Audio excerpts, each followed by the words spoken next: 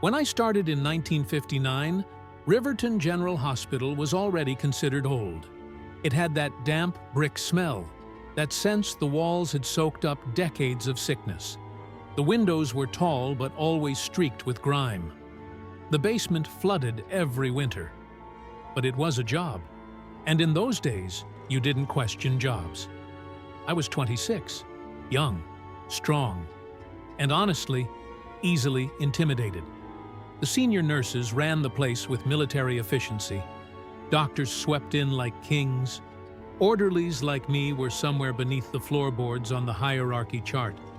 My main task, night shift rounds and patient transports. Simple, repetitive, and usually quiet. Usually. In October of that year, a patient was transferred from the Riverton City Jail to the hospital's secured wing. He wasn't a criminal awaiting trial. No, this was something else. The paperwork said only, protective medical observation. Keep isolated. No external contact. His name, according to the file, was Samuel R. Dwyer, age 43. I was assigned to that wing once a week, but the senior orderly, Walters, told me on day one, don't ask questions about Dwyer. Don't linger. And for God's sake, don't go in the room alone unless you have to. I asked why. He said, just follow instructions. And that was that. The secured wing held only 6 rooms. Dwyer was placed in room 41, the one at the end of the hall. The door was reinforced, the window replaced with shatterproof glass. 2 guards sat outside at all times. I didn't see Dwyer for the first 2 weeks. Only heard him. Low murmurs through the door, pacing at night, sometimes tapping. A repetitive metallic tap that made the guards visibly uncomfortable. My first night seeing him was November 3rd. A nurse needed help moving equipment into room 41. I didn't want to ask why or what for. I was too new to push back. So I followed her, rolling a cart. One guard unlocked the door and warned, keep near the wall. Don't hand him anything. Don't let him get close. I expected a violent man, someone handcuffed, maybe physically imposing. But Dwyer wasn't large or aggressive. In fact, he looked almost fragile. Thin, pale, unshaven. His hair is graying despite being in his early 40s. He sat on the bed, hands on his knees, staring at the floor. He didn't look up when we entered. The room was sparse, just a cot, a chair, and a bolted metal desk. No mirror, no loose objects. Not even a standard bed frame. Everything was secured. While the nurse checked his vitals, I wheeled the machine to the corner. Dwyer didn't move, didn't speak. But on the way out, as the guard stepped back in to lock the door, Dwyer suddenly looked up at me. His eyes were the most exhausted I'd ever seen. And he said softly, they shouldn't have moved me here. Not a threat, not anger, just certainty. As if he were informing me of a fact, like the weather. Then he looked past me, toward the hallway where the guards stood. It's not safe for them. The guard snapped, that's enough, and slammed the door shut. But the words stayed with me. Working nights meant wandering quiet hallways, checking supply closets, and pushing carts through echoing corridors. Around that time, I'd begun staying late after shifts, mostly because my fiancé and I were arguing endlessly. I didn't want to go home. One night, I ducked into the hospital records room, a place strictly off-limits to orderlies, but if you timed it right, no one would catch you. It was warm, quiet, and empty. The kind of place you could breathe in. I don't know why I looked up Dwyer's file. Maybe curiosity, maybe boredom, or maybe instinct. But his folder was thick. Too thick for a man who'd only been there 2 weeks. Inside were old psychiatric evaluations, some dating back 10 years. Scribbled notes, incident reports. A few pages were partly censored, but from what remained visible, this stood out. Subject displays acute hypervigilance, claims constant observation, repeated requests for relocation citing safety concerns. Another note, not violent, not delusional, but appears convinced he is targeted by unknown individuals. And a third, if the subject's statements are accurate, security measures currently in place may be insufficient. That line stayed in my head for weeks. Hospitals at night are nothing like hospitals by day. Lights dim, voices vanish. Long corridors hum with fluorescent buzzing and distant machinery. People think the scariest part is dealing with the dying. They're wrong. The scariest part is dealing with the living, especially the ones the system has forgotten or hidden. In November, Room 41 became the center of whispers. Nurses said Dwyer didn't sleep. Guards said he paced in careful, measured steps, never hurried, never frantic. Walters said he covered the room's air vent with his bedsheet at night. One doctor said he refused food if the tray wasn't sealed. A rumor circulated that he had requested to speak to a priest, not for confession, but to leave documentation in case something happens. None of this was written formally in his file. By the time I next saw him, the story had grown in every retelling. Some said he'd been a whistleblower. Some said he'd witnessed a crime. Some said he was paranoid, but the kind of paranoid you get after being too aware of the world. I still didn't know what to think. It was December 12th, cold enough that even indoors you could see faint breaths. I was making rounds at 3 a.m. when I noticed room 41 wasn't being monitored by 2 guards. Only one. The missing guard, Phillips, had stepped away for a smoke, apparently. Against protocol, the remaining guard muttered. As I approached, I heard a voice from inside the room. Dwyer's voice. Not shouting, not panicked, just talking. But there was no nurse inside, no doctor, just him, alone. I paused and listened. If they don't stop soon, someone here is going to pay the price. A quiet reply?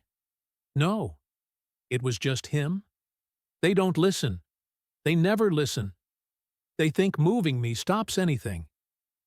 He wasn't speaking to someone. He was talking to someone, or something, imagined or remembered. The guard waved me off. Don't get involved. He talks like that all night. But something about his tone didn't sound like a delusion. It sounded like someone rehearsing the worst-case scenario out loud, because he had no one else to tell. An hour later, Phillips, the missing guard, still hadn't returned. By morning, he was listed as AWOL.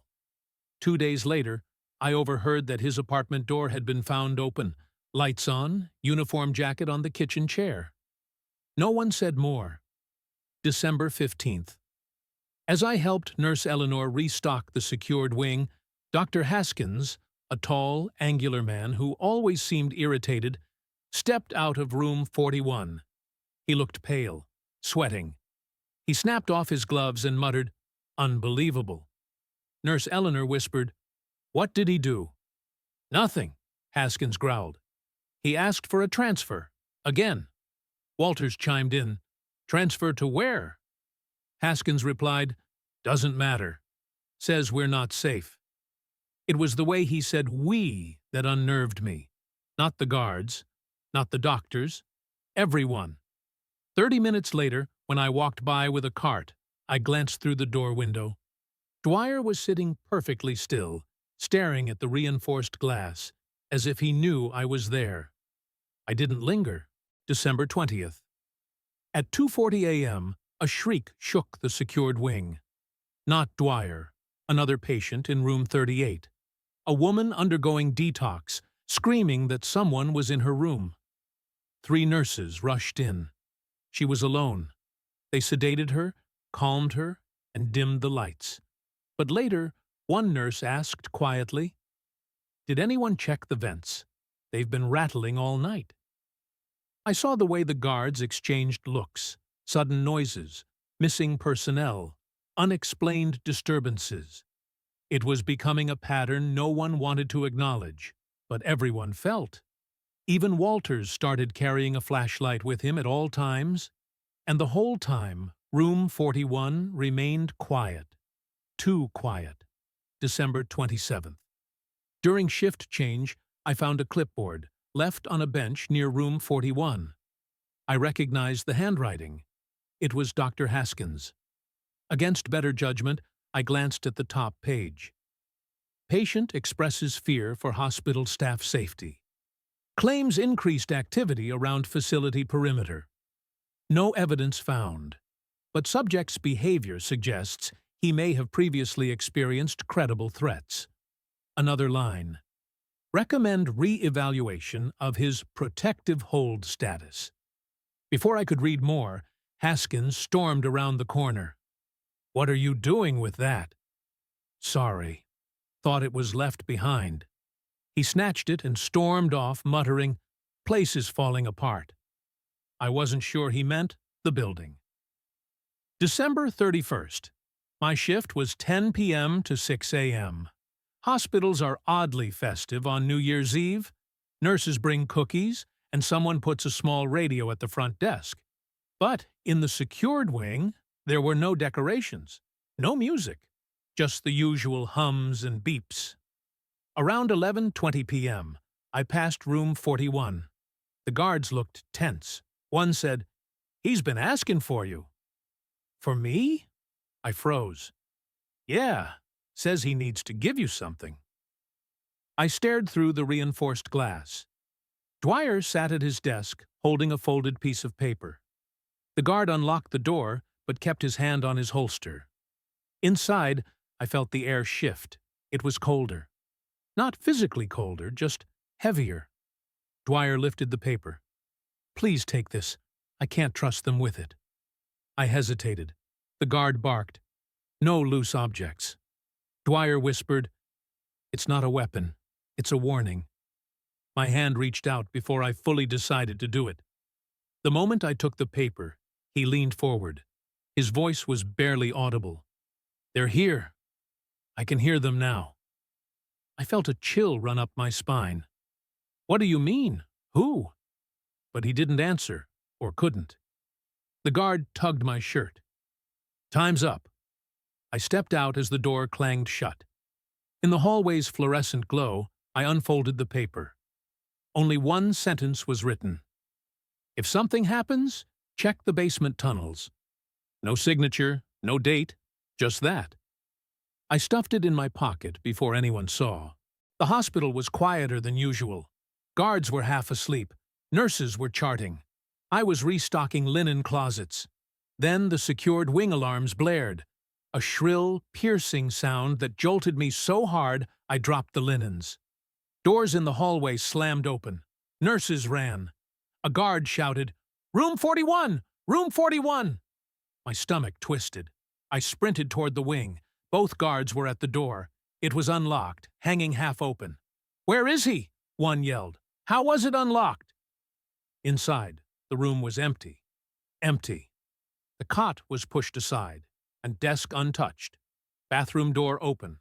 Vent cover removed. Unscrewed. And the bedsheet was torn into two long, thin strips lying on the floor like abandoned bandages. There were no signs of struggle. No noise. No trace. Nurse Eleanor whispered, "That vent is too small for a person." She was wrong. It was tight, dangerous, but not impossible. The guards called for backup. Radios crackled. Dr. Haskins arrived, furious. "He's a patient under protective order. How could this happen?" But no one had an answer.